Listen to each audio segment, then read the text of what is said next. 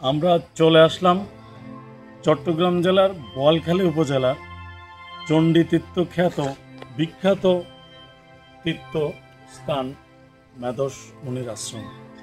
আমি দাঁড়িয়ে আছি সেই গণেশ মন্দিরের সামনেই। আপনারা জানেন নিশ্চয় বোয়ালখালীর করলডাঙ্গা পাহাড়ের পাদদেশে অবস্থিত এই বিখ্যাত চণ্ডী তীর্থটি। আমরা মেধস মুনি আশ্রমের ইতিহাস জানব।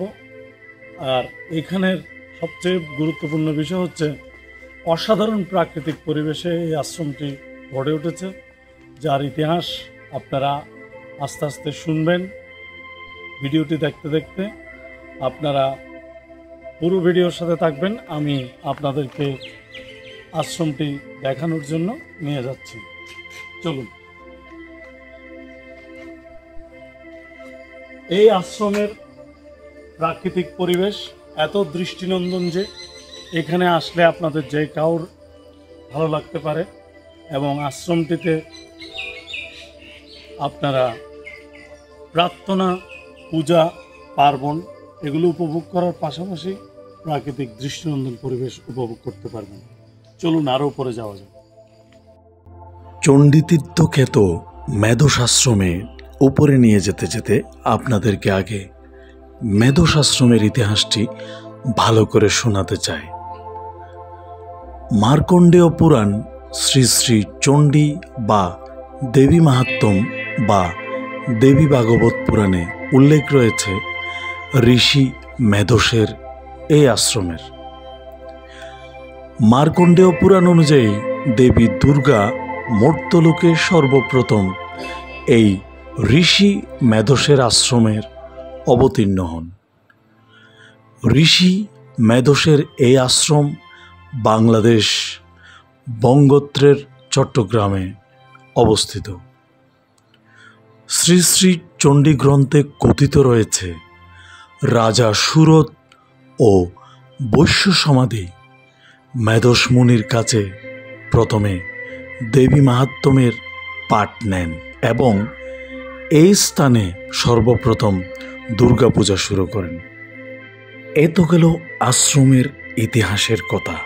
এবার কিভাবে আবিষ্কার হলো সেই গল্পটা বলছি।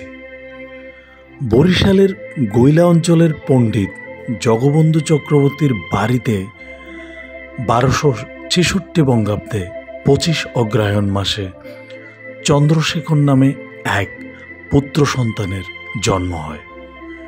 জন্মের 2 বছর পর জগবন্ধু মারা যান। মায়ের অনুরোধে চন্দ্রশেখর 14 বছর বয়সে বিয়ে করেন মাদারীপুরের রামনারায়ণ পাঠকের কন্যা বিদুমুখীকে। 6 মাস পর মারা যান স্ত্রী। এর কিছুদিন পর মারা যান মাও। সংসারে আপন বলতে আর কেউ রইল না। একাকিত্ব জীবনে এসে চন্দ্রশেখর নানা বেদ শাস্ত্র পাঠ করে হয়ে ওঠেন পরিচিত পণ্ডিত। তখন নাম হল শীতলচন্দ্র। তিনি মাদারীপুরে প্রতিষ্ঠা করেন সংস্কৃত কলেজ সহ নানা শিক্ষা প্রতিষ্ঠান। পরবর্তীতে যোগী পুরুষ স্বামী সত্যানন্দের সাথে সাক্ষাতের পর চন্দ্রশেখরের মনে চন্দ্রনাথ দর্শনের আগ্রহ জন্মে। তিনি চলে আসেন চট্টগ্রামের সীতাকুণ্ডের চন্দ্রনাথ পাহাড়ে। সেখানে তিনি বৈরাগ্য ধর্ম গ্রহণ করেন। ততদিনে চন্দ্রশেখর হয়ে ওঠেন বেদানন্দ স্বামী। সেখানে যোগ বলে বেদানন্দ দর্শন লাভ করেন চন্দ্রনাথের শিব। চন্দ্রনাথ সেই দর্শনে বেদানন্দকে পাহাড়ের অগ্নিকোণে দৃষ্টি নিবদ্ধ করার আদেশ দিয়ে বলেন, দেবীর আবির্ভাব স্থান মেধস আশ্রম পৌরাণিক শত সহস্র বছরের পবিত্র তীর্থভূমি। কালের আবর্তে সেই পীঠস্থান অবলুপ্ত হয়ে পড়েছে। তুমি স্বীয় সাধনা বলে দেবী তীর্থ পুনঃ আবিষ্কার করে তার উন্নয়নে মনোনিবেশ করো। দেবী দশভুজা দুর্গা তোমার ইচ্ছা পূরণ করবে। দৈব বলে প্রভু চন্দ্রনাথের আদেশে বেদানন্দ স্বামী পাহাড় পর্বত পরিভ্রমণ করে পবিত্র হয়ে তীর্থভূমি মেধস আশ্রম আবিষ্কার করেন। মেধস মুনি রাজা সুরত ও বৈশ্য সমাধিকে প্রথম দুর্গোৎসবের পাঠ দিয়েছিলেন। রাজা ও বৈশ্য নিজেদের দুরবস্থা থেকে মুক্ত হতে চট্টগ্রামের মেধসের এই আশ্রমে মাটি দিয়ে দুর্গা প্রতিমা নির্মাণ করেন এবং মর্ত্যলোকে প্রথম দুর্গাপূজার সূচনা করেন।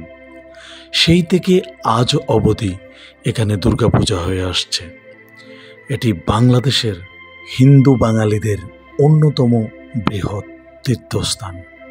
অনুমান করা হয় এই স্থান থেকেই সমগ্র বঙ্গদেশে বাঙালিদের মধ্যে ও পরে সমগ্র ভারতে অন্যান্য জাতিগোষ্ঠীর মধ্যে দুর্গাপুজো জনপ্রিয়তা লাভ করে।